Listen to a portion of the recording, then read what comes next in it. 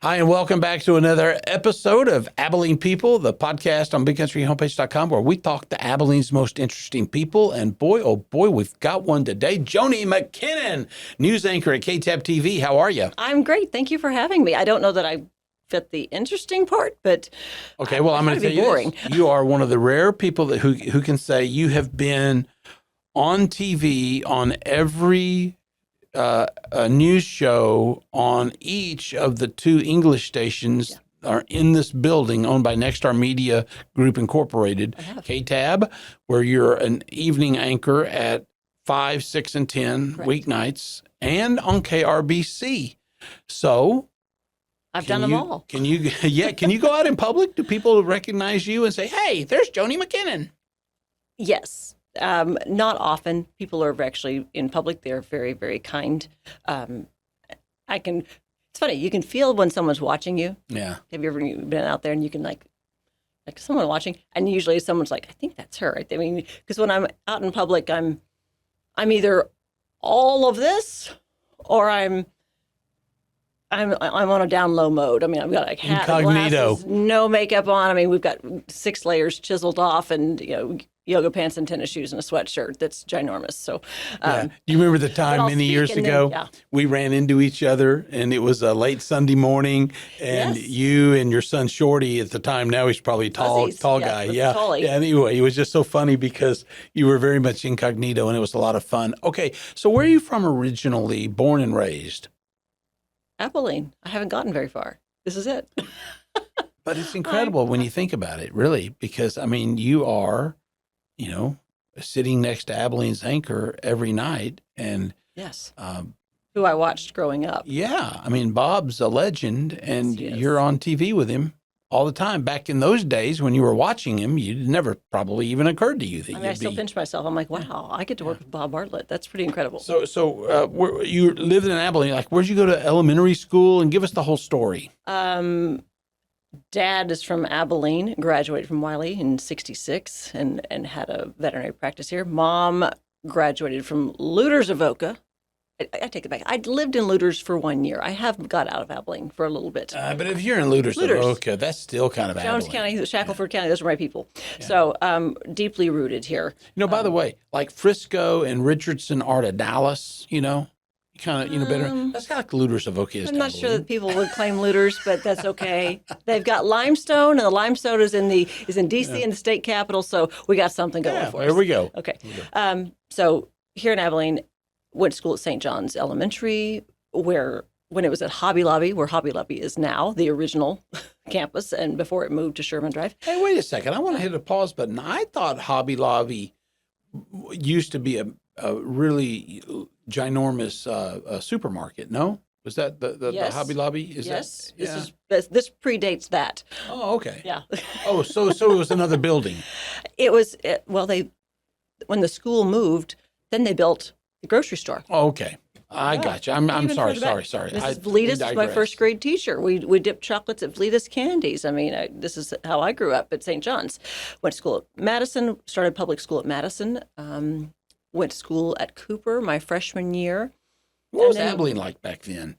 Not that you're that old, but it's not that long ago. But I mean, it was just kind of a cash city of what, 80, 90,000, 100,000 maybe? 100,000 people. But Abilene was, from my perspective, just a basic city. It was just like, this is a normal city. Going to Dallas was the big time. Woohoo! Going to Dallas. That was a big treat. Crystal's Pizza, Mr. G's Burgers. Love a Mr. G's milkshakes. The milkshakes were the best. Yeah, Mr. G's. That'd be great to have it back. Yeah, Rick and Carolyn's on Friday night before you go to the football game. I mean, that's just kind of how we grew up.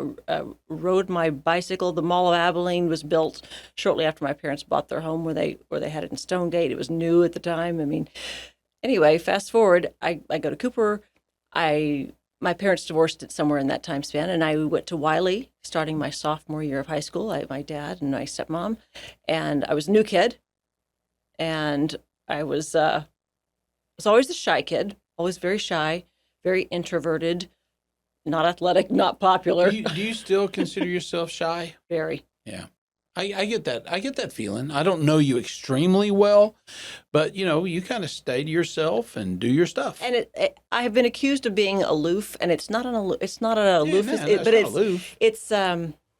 It's observing, and it's just introverted. I'm like, inside is a 11-year-old that's socially awkward always. We can talk about socially awkward, but I do want to ask you one thing that's in passing. There was a day where you could ride your bike to the Mall of Abilene. Yes. And on I what did. now is a really like a multi-lane, busy road you would have to cross. Yeah, no. I mean, there's times have changed, but also in that time, Daryl Smith here at the TV station and I talk about Love it from time Daryl. to time. He used to ride his bike from the north side all the way to the mall. And it's crazy to think about kids doing that. We rode Von Camp Park behind Stonegate all the way down to Brook Hollow and where Chimney Rock is. I mean, there was no place off limits. We rode our bike till the dark. I mean, that's just what we did, and walked to the mall or walked to No Eckers. cell phone, Yeah. no Oh, check gosh, no. in, just It would have been no, helpful. I mean, I think there were a few times I missed check-in, and they were like, "Where have you been?" I thought, well, maybe if I'd had a phone or some way of notifying. had a dime in I your was the pocket oldest, those and days. so there's a learning curve with parents and their oldest children, and that would be me. I wasn't a bad kid because, again, not very cool, but And you did a year at and McMurry. I went to McMurry. And in those days, it was McMurry Indians. It was McMurry They've University changed it Indians, to the Warhawks. TP Village. I love TP Village. I miss that. I mean, I don't know if they still do it. I don't notice it if they do. Not like they did. But I'm glad you put it that way because back in the day, it was serious. It was like a real serious TP Village with a bunch of TPs. It was very cool. Very I lived cool. in President's dorm. I mean, we had a balcony. So when I graduated from high school, I was going to be an actress. I was going to go to New York. I was going to go to the American Academy of Dramatic Arts because that's where my grandmother had gone. Yeah, I you thought have a that grandma that went to the Academy of Arts in New York. That's big time. She taught school in Looters later on and taught theater and diction, and that's where my love of theater and stage came from and overcoming stage fright and There's a whatnot. lot of people that do the New York to Looters Probably. career track. Yeah, Yeah. maybe. I mean, We'll she may have started that. I don't know, but that was the plan, She's though. probably the only one. Well, That's that's pretty- okay. that's We'll pretty give her cool. that distinguished honor. That's pretty cool. She has a lot of distinguished honors. I admire her greatly. I keep going, what are you doing with your life, Joni? And real quick, you have a grandfather who was an anchor on WFAA in Dallas. That's big time. Yes, and before it was television, he was on radio. And when television started, 1950, Bob Vandeventer did the evening news at 5 o'clock on WFAA. I never knew him, never met him. I've got a couple of his pictures, but they would, rip it and read it is what they called it back in those days. And so it's interesting that I'm in this position now. My grandmother never saw me in a news role in Abilene, Texas. she would love She's that. passed. She would love that, She's though. been gone for 11 years, so she never saw me. And I never knew my grandfather. He died in 1966. But for me to wind up here, I thought, okay, this must be part of that blueprint in the sky that I don't know what's going on, but okay, I'm here for it. First time I remember seeing you on TV was you were doing commercials. You were the commercial voice and personality for Tom and Diane Rose's furniture store. Yes. I'm blank right now. I'm embarrassed. I can't remember Thomas the name of that. Everett's. Thomas Everett. It's thank you what very we much. do. It's what I remember. You would deliver that line. Thomas Everett's. It's what we do. Helping your house become a home. It's what we do. Yeah. Now we can say that now because they are no Thomas more. retired, yes. And I think if they were still up and running, we couldn't have done that little bit probably. But Tom, I will give Tom credit. Tom says, it's because of me you've been discovered. Yes. And I give Tom Rose full credit. Tom for that. Rose is a great guy, and he discovered you, no Yes. question about it. So, how long did you? Because you did some advertising, you sold advertising. Somebody, Tom Rose, discovered you, put you on TV doing that, and then at some point you began hosting KTAB for you, obviously on KTAB. Yeah. The 4 p.m. lifestyle show, and you did that for a long time. But how did you get that entry into that? How did I get here? And I love the story because somebody said, "Hey, we'd like you to come on TV." You came on TV, and then you had like 2 days to learn the process. I didn't even have 2 days, Danny. No, this is Tell us the story. So the job at that time, I had sold advertising. I was the spokesperson for Tom Rose, still did commercials. New job, managed a women's clothing boutique, dressed women, dressed a lot of women, beautiful clothes. I love helping women and helping and assisting people to feel better about themselves. I love that. And we had a style show, and we needed some celebrities in the style show. And so contacted KTAB, KRBC, and Megan Dobbs, who is the former news director and former anchor on KRBC, was available, and Brittany Pauletz. And so they came, and they were part of the style show. They were the celebrities in the style show. And it was wonderful. And out of the blue, I get a Facebook message from Megan Dobbs that says, hey, have you ever considered a career in television? Well, at this point, I mean, I've had 3 children by that point in my life, and I don't know how many jobs I've had. I've done all kinds of things. And I was like, I think I'm a little long in the tooth. I don't know. I mean, surely you have, young starlets, beating down your door with their tapes. Okay, they don't even use tapes, Joan. They don't even use tapes. And so she said, I think you could do it. So I came in. I said, well, I'll try anything. I'm very much a doors and windows person. So you give me an opportunity, I'm like, why not? What? Don't say no to everything. Try it. So I came in, and she said, can you read this teleprompter for us? I said, okay. So they put a script in there, and I stood in the studio, and I read the teleprompter, and she goes, have you done that? I said, no, but I have 3 kids, and I've read a lot of bedtime stories. I read out loud a lot. So, okay. And she said, I think it'll be great. You know a lot of people, because I'm from here, because my parents are from here. And she said, I think that you could talk to people about what's going on and lifestyles and current events and that sort of thing. I said, okay. I mean, I'll keep my day job, and this will be my side gig. And that was like on a Thursday. And she said, be here Monday. I said, okay. So I came in Monday. And I think that's when I met Adam. I don't know that I met Adam on the test read day, but I came in, Adam Singleton, the producer for KTAB for You, as well as all the special projects for KTAB. And they were like, here, Adam, here's your new host. And he kind of looked at me, and the other reporters were kind of like side-eyed me, like, who is this? Just out of nowhere, out of the blue, just kind of dropped out of the sky. And day one, we had 2 actors on to introduce Greater Tuna. They were going to be performing Greater Tuna. And if you're familiar with the show, it's a 2-man show with like 24 roles between 2 people, and they switch characters. And that's what happened in a live first day on the air. Megan goes, I think you can do it. Go host. And I don't even know if I had Adam in my ear.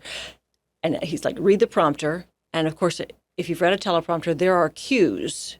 They say, take VO, take SOT, take stinger, that, close, Did rejoin. You know the I didn't know what any of that was. nomenclature? I was like, well, I don't know what a VO and a SOT is. I have no PKG. I don't know what that is. What's a stinger? I mean, it would say, take stinger, and I would stop, and Adam would say, keep reading. I thought, oh, I didn't know if I had to take something or do something.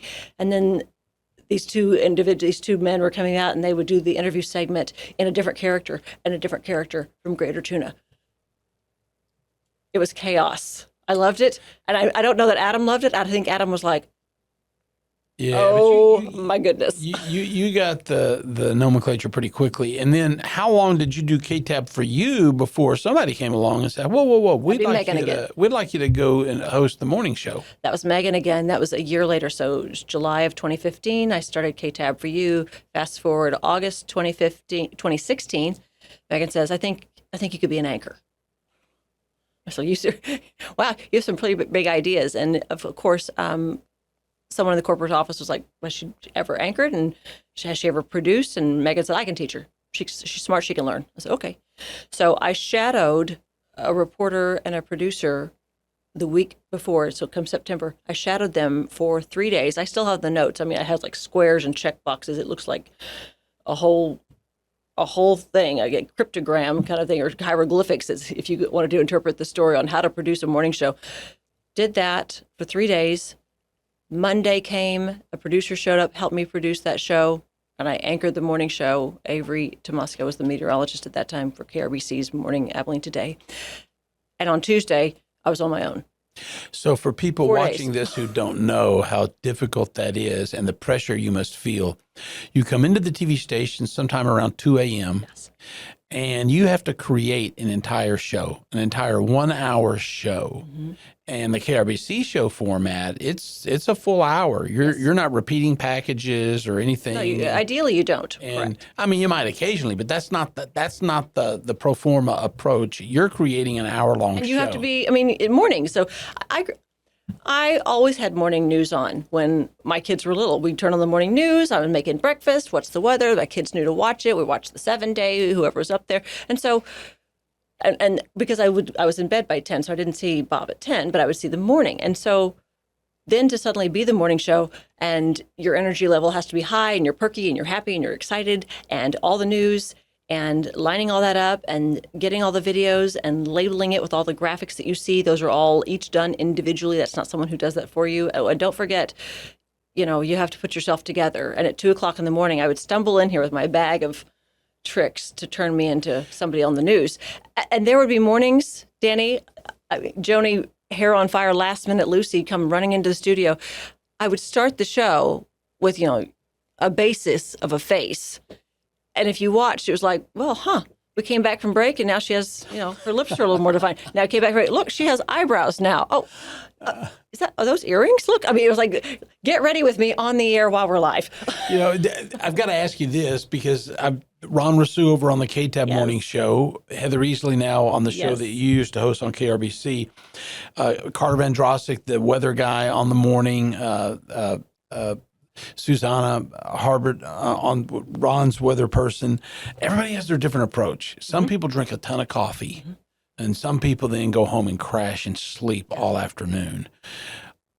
How did you do it? Because you started, they just threw you into the pool. You just started. Oh, yeah, sink or swim. How did you do it? Did you say, okay, I'm going to get up at 2 or get up at 1 to be there at 2. I'm going to drink a lot of coffee. I'm going to take a nap in the afternoon. Or did you say, no, I'm not going to take a nap. I'm going to stay up and go to bed at 6 p.m.? I did a little bit of both. When I started, I'm not a huge coffee drinker. I drink a cup of coffee, and anyone who knows me knows that I do not finish said cup of coffee. There's always, an inch in the bottom that never gets dumped. Same up here. So I would make Folgers the best part of waking up. We'd have our coffee with Ron, do our show. I would get off the air, and I would zoom home to where Shorty was ready to go to school, and I would take him to school because he was, second, third grade at that point, and come back, do the midday show, be done by 12:30. Sometimes I would take a nap. Sometimes, usually that's when I would go get my groceries, clean up the house, get things ready, pick up kid from school at 3:30. Older son comes home from high school 3:30. Whatever we have going on that night, whether it's taekwondo, football practice, scouts, etc., all of the things, cook dinner, and I'd go to bed about 8:30 or 9. And you do that. You do that because number one, it's a job. Yeah. But number two, you do that because you do when your job is news, have a responsibility to share with the public what they need to know. Yes. It was not lost on me that this was a special, that this being given this opportunity was incredibly special. And there's not that we can't have fun doing it. There's a level of seriousness, and what you say matters, and it impacts people. You can't people can't unhear things. They can't unsee things. So be mindful about how you present the news, how you write it. I mean, just because we know all the facts doesn't mean that we need to share all of the facts. It doesn't change the outcome of the story. And, let's be mindful of that. And who's got children listening in the mornings when they're getting their kids ready? And I did. Occasionally we have a topical that comes to us from network, and it's promoting something that evening, and it may be a little too much for kids. And we've had viewers call in and say, why don't you run that? Well, because we have a relationship with NBC, and we get these topicals, and it was... Yeah, but I don't let my children watch that, and they're in bed by then, so I don't want them exposed to these things. You're trying there they are in the morning show. So, okay, everybody has different approaches, and your partner there, Bob Bartlett, he and understandably so. I mean, goodness, Bob's been on TV in Abilene for 50 years. He's been anchoring KTAB for 46 of those. Bob's a pretty reserved person, he just, he's pretty. You kind of are the other way. You're an open book, that's kind of your style. And yet you're at the very same time self-described accurately, so I believe, as shy and introverted. How do how does all that work? How do you explain? Hey, you got some explaining to do here. And I guess the relationship to being an anchor is, maybe the way to get there is, how did you react the first time somebody came to you in the aisle at the grocery store or something and said, "Hey, I know you. I see you on TV." Because that's how people think. They think they know you because they see you on TV. And you smile and you're very kind, but in your brain you're going, "You don't know me." You know, it's funny because you go through those phases, and having done this now for 10 years, initially I was like, I was like, wow, they recognize me. There's kind of a, woo. Yeah, that's cool. People are actually watching. Okay, this is not a bad thing. And then, as we call him Shorty, that's what I always referred to him on the air. And so he came to know that if they called me Shorty, they don't actually know me. That was kind of a safeguard, if you will, because I'm still a very protective mom ultimately. And so as people would come up and say, "Hey, we know you," and they say, "Can we take a picture with you? We're from Brownwood. We're from here or there." And I really began to appreciate the role, because I don't know any celebrities. I mean, I don't meet celebrities, and I don't know anybody like that. I mean, I'd probably be starstruck. I don't know, but someone said, you're on television, and so that perception, and because you're in that box, and I thought, that is a big deal. It is, and what we do is a big deal, and Bob is a big deal. He's a big deal, corporate-wide, nationwide. I mean, for those in the industry that know what he has done, it's a big deal, and so. There's a lot of appreciation. I mean, people say, "Hey," and so people will still say, "Hey, I know you." I'm like, and they'll laugh, or they'll say, "Are you on television?" Well, not right now, but yeah, sometimes I am. How long did you do the morning show before on the KRBC side, before you went back over to the KTAB side and joined Bob at the anchor desk? And of course, you do the 4 and the 5. And for a while, you did the 4. Now you no longer do that, but you would do the 4 and the 5 by yourself, and then you would do the 6 and the 10 with Bob. That's a lot. How long until you went back to the KTAB side? Sure. So 4 years into doing the morning show, different news director came to me, said, and they had asked, have you ever considered evenings? And I have kiddo. It's really not feasible being basically at the time I was a single mom when I started all this 10 years ago. And so 4 years in, news director said, "Would you consider moving to the dark side, evening hours?" And at that point, I thought the dark side was KR to KTAB. Yeah, you mean morning to night. Yes, gotcha, that's my dark side. That's the dark side. I love it. It's not a bad thing. They're both fantastic stations with great people. But at that point, 4 years in, so I'd been on television at that point 5 years. I was seeing someone, seriously so, and I said, "Let me go talk." And I said, "Hey, Kerry." For those that know, Kerry is my husband, and he said, "I think you should do it." And I said, "You think?" I said, Keelan is Shorty, and as people know, he's going to graduate this year from high school. It's kind of hard to believe he grew up that fast. But that is amazing. Yeah.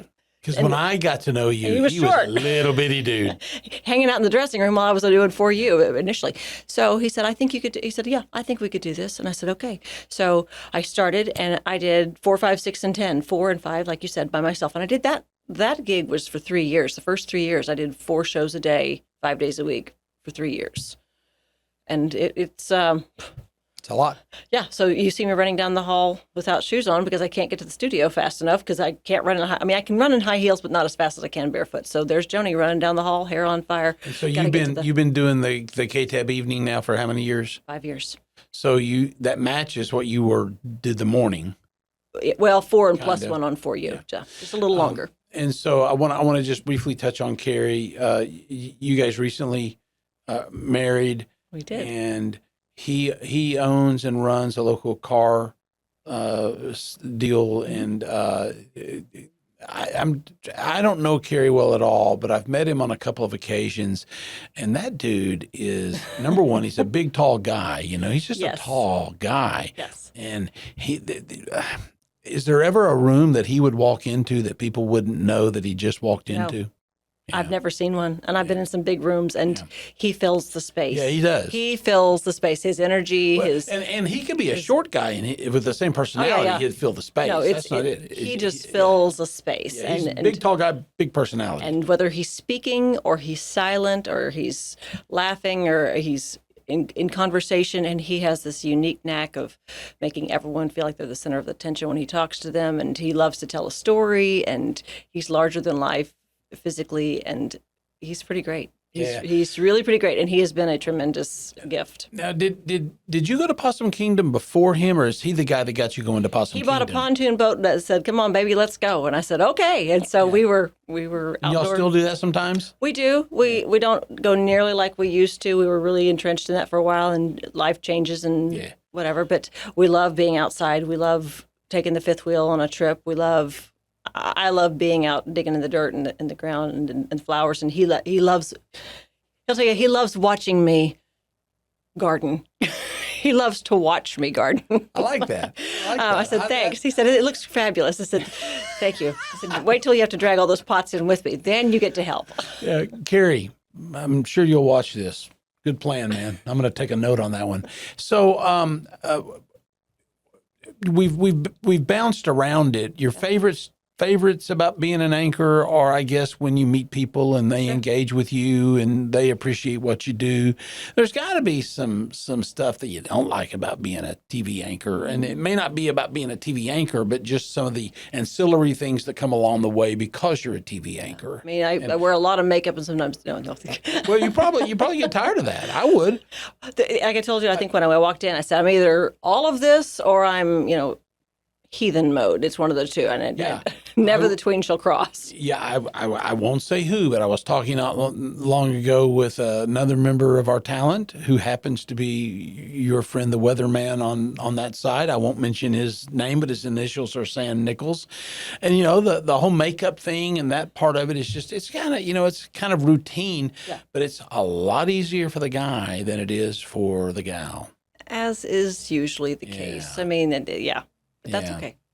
They can have their three coats and their ties. Not that a podcast is just an opportunity to just bitch and complain about stuff. But any other thing you don't like about being in that part of the world? So when I started, I thought if I do my best, I'm going to try really. I mean, people were very encouraging. I thought, I can't wait to do this. This is exciting. It's a new chapter, and being a people pleaser, I thought if I do all the right things and I work hard enough and I learn it all and I'm friendly enough and I practice being an extrovert when I'm out in public everyone's going to love you. They're going to appreciate it and they're going to like me and they're going to be, man, you're doing a great job. We respect you. 100%. Oh, that ain't life. Did you know that? Yeah. Especially the court of public opinion is, as expressed in social media spaces, especially, they get to hide behind anonymity and they're on their keyboard and they say all kind of crazy things. It's really amazing. I won't say appalling, but it's amazing what people are willing to say behind their screen. They'll say anything. They'll comment anything. They'll send you an email. I got handwritten letters even to the station with critique, if you will. And then on the comment section, I can't imagine what our web team has had to delete things that people say and do. And you go, would you say that to your grandmother or to your mom? Would you say that to another living human being anywhere? Really? Do you think, generally speaking, just from your chair, do you think social media is to blame for a bunch of that and to blame for the divisions in our culture and society? I think it gives people a shield. I think it's a weird tool. People use it as a shield. It is, they can go to battle and they can say and they can, but it's not like an actual debate face-to-face or a conversation face-to-face where you actually hear the tone and you hear the inflection and you actually get the meaning. I mean, a lot can get lost in a translation in a text. I mean, we type in all caps for scripting. I mean, and occasionally one of us will type in Teams in all caps and they're not yelling at you. That's just caps lock is always on. But that gets lost. And I think it gets lost in social media and people use that as their shield, and then it's their personal media platform, and they use it to launch whatever agenda, whatever rhetoric they want to talk about, whatever issue is important to them. It can be used for good and bad. It's not I'm going to say it's all bad, but I think we have lost so much civility with social media, and I'm trying to be good about using social media because I think it can be good. It can be used as a tool. But man, I'm like, what happened to people? I mean, what are you thinking or doing? I know your parents taught you better. I know I taught my children better. And you can't say something nice, don't say anything at all. What happened to that rule? Was that a rule? I think it used to be. Joanie, as we kind of head toward the landing pad in the conversation, sometimes little snippets like this are just insights into people's personality. If you could meet anybody today, who would you want to meet? Oh my goodness. Who would I want to meet? You know, they have to be alive? Yeah. Okay. I thought, oh gosh, I think I'm an old soul in here somewhere. There's a lot of people that I think, I'm curious about people in general. I'm always in a rabbit hole, always. I want to know more about a person. I mean, you talk about your kids, I'm like, what do they do? Where do they live? So everybody to me is that way. I'm very curious about people in general. And so Marianne Williamson to me is a tremendous writer. Oh, wow. I didn't expect that. That's fantastic. Who are you not to be great? Yeah. Who are you not to be great? Yeah. It does not serve the world. You're playing small. Yeah. Gandhi would be. I mean, he's kind of a big one. But Mel Robbins right now has this "let them" theory. You probably heard of it. Let them protect your peace. Yeah. And these are people that I think are trying to do good and trying to make the world a better place and help people find their peace, if you will. And that's just a couple of them. I mean, there's celebrities out there and you get starstruck. I've had the gift. I mean, I got to interview former First Lady Laura Bush.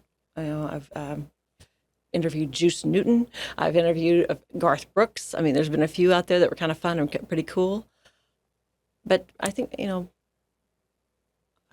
as a student, as a curious person about people in general, anybody you put in my path, I'm excited to meet them. But right now, those that are trying to be the peacekeepers of the world and trying to encourage others to find their light. Man, I love it. You went a direction I had no clue. Okay, and if somebody said, okay, Joanie and Kerry, here's a couple of plane tickets, where would you hope the plane ticket destination was? Well, we got the chance to go to Hawaii this last summer, and I'd never been. I've never been to Hawaii. Amazing. He's like, let's go back, honey, let's go back. So he is really much warm weather, a beach, and a little fruity drink with a umbrella. I would, and I'm on board, absolutely. I would also love to see Europe. I've never been to Europe. I would love to see the Mediterranean because you got to have water because I'm a water person, whether it's Possum Kingdom or Fort Phantom. I've been in both. I'm okay with both. But the Mediterranean, I think, would be great. I want to say something. I've been to both, and the Mediterranean is a little more beautiful than Fort Phantom. Probably so. Yeah. But Fort Phantom, if it's at night and you have one of those little drinks with an umbrella, it's pretty good. You know what else? I would think if you're at Fort Phantom with somebody that you adore and love, it's beautiful. It's just as beautiful. Yeah. But probably more so than if you're in the Mediterranean with somebody you don't like. I heard one time that you'd like to go to New Zealand. And yes. the reason I wanted to bring that one up is that is a long plane ride. And my daughter studied abroad in Australia. So there you go. And I did not get to go visit her. I just said, make good choices because I can't get to you for like 36 hours. Right. But New Zealand, I think, it's just a beautiful country from everything I've ever seen. I would love to see everything. Send me anywhere. I'm like, okay, what's next? Yeah. But you make a great point that really any destination is just a destination unless you're with people that you love and that you enjoy being with, and then it's a lot of fun. I want to go to Marfa. Oh, love Marfa. I want to go to White Sands. I mean, I was like, he doesn't even have to be off this continent. There's so many things. Yeah. In fact, I would say that if you've got a circle you're going to draw on your map and stay within about a 6-hour drive, I don't know that Marfa isn't always my choice. I just love it. There's something about it. It's a draw. And I want to say for anybody, no noise. Oh, it's incredible. No noise. No noise. I mean, it's just. And I know people may say that guy's a nut, but I'm telling you, I've seen them. The Marfa lights are the real deal. I don't know what it is. You need to go. You and Kerry haven't been to Marfa. You need to go. We have not. We have not been to Marfa. We need to go. All right, there you go. That's your first. Okay, so here's. I saw him. I saw TC. TC. I think he cracked. TC is he's always over there, very stoic, but I heard Carlos was trying to make him crack or something. Carlos was trying to make him crack, and yes, and it's tough. It's tough to do, but sometimes we do it. As we end, I want to ask you a question I ask a lot of guests, and that is, what would you like to see in Abilene in the next 10 or 20 years? Oh. I just want to say, because Bob's going to watch this, I want to say in 20 years, you'll be right beside Bob, who by that time will have long passed the record for the longest tenured anchor in the same city, in the same market, in the same station. So let's just get that out of the way. That's where you'll be in 20 years. Okay. And then you'll be nudging him, saying, Bob, I'm going to beat your record someday. But that's okay. That's all right. That's a lot of fun. What do you think? 10 or 20 years in Abilene, what would you like to see? In Abilene in 10 or 20 years? Are you talking like the temperature of the city? Anything. Or anything at all. I mean, we've got everything from I'd love to see a super target to I'd like to see no potholes to I'd like to see the growth in Abilene managed very strategically. And some people say, I don't want Abilene to grow. I don't want Abilene to grow at all. I like Abilene the way it is and it was. I do like Abilene as it is. I think growth and change is inevitable, so I don't fight that. I probably... Sounds like such a softball answer. I would probably say I would like to see the small town kindness restored. If that's even, you can't go backwards, so I don't know how to do that necessarily. And I think we do a good job most of the time. And then, with growth and with more people, more diverse opinions about things. But I just... Yeah, but can we bring the kindness back? Yeah. Let's just practice being kind, practice looking out. I mean, and maybe it's not even Abilene. Maybe it's just the world in general. Just go, let's stop tearing. We don't have to worry about anybody else coming attacking us and tearing us down. We're going to do that to ourselves. I don't want to do that. A mentor of mine once told me something I've never forgotten, and I don't live by it. I mean, you see me on a daily basis. You don't laugh when I say it, but. TC, don't laugh over there. But he said, Danny, you'll never regret being kind. No. And that's so true. I regret a lot of things, and it's almost always unkindness. Yeah, well, just daily interaction. Oh, I wish I'd have done that different. Because when I didn't choose kindness. Sure. That's what we need to do. You can always choose to be kind. You can always choose to do. Those who know better must do better. So you always have to. That's a motto. My dad has passed, and he would say, Joanie, those who know better must do better. I thought, I don't want to do better. Why do I have to do the better? Can't they do the better? And because you do know. Yeah. Because you do know. It's about integrity. It's about having integrity. And I think that people practice that. And so probably why I love where I work and the people I work with, you, TC, Bob, Sam, everybody in the newsroom, our web teams, our reporters, they all work so hard to have so much integrity. And from what I see in my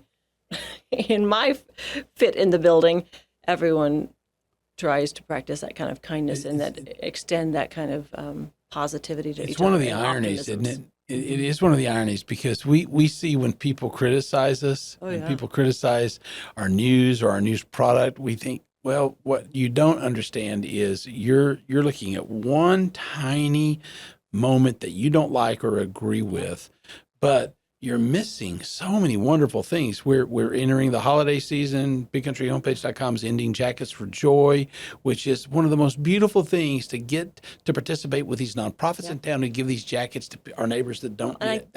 Come on. And I think what the other thing is when people see you on television They only see you. They see me, they see Bob, they see Sam, they see D-Rob, they see whatever reporter it is. There's a few of them that are a little more recognizable than others, and that's all they see. They don't see Kaylin and Matt and Charlie and Sam and everybody behind the scenes that are making that happen, because none of this comes together without the entirety. I mean, without, we talk about TC, we talk about other people. Not everyone knows who that is. We do, and we know how integral and vital and important they are. Or Shelley and Erica and Victor. I mean, you're just going, there's so many people that you don't see. None of this happens without, I mean, and if one of those cogs falls off, that thing does not spin. Just one. It just takes one. So nobody is more important than anybody else. We're all the same. Some of us are just more visible, but it doesn't mean our role is more important than someone else's. We have responsibility to our job and to our coworkers to present what best represents what our station stands for. Joni McKinnon, what a fun conversation. Thank you for being on the podcast. Thank you for having me as I hit the mic. This is why we don't have them on the desk in the studio. Yeah. A lot of fun. A lot of fun. Thank you for having me. I'm flattered and I'm honored to be part of it. Well, actually, as you know, I tried to get you several weeks ago, and schedules changed and things came up. Yeah, so I'm glad I hadn't told him that I had a morning thing, and then even this morning he was like, "You have to go to work early. Why?" I said, "When do you go off to work?" I mean, he does his businesses, and so. Well, I said, I have to be here. I'm glad I could be. Thank you. And thank you for being here on BigCountryHomepage.com, Abilene People. Big shout out to TC. Keep running that switcher board and all that he does and all that you do. And thank you so much, Abilene, for participating in things like Jackets for Joy and the upcoming KTAB initiative, Santa's Helpers. We really do have a unique community where people really do practice that art of kindness, as Joni was talking about. So make sure you join us here again for the next interesting person on Abilene People. And thank you for being here for this one, Joni McKinnon. We'll see you next time. I'm your host, Danny Sims. Have a great one.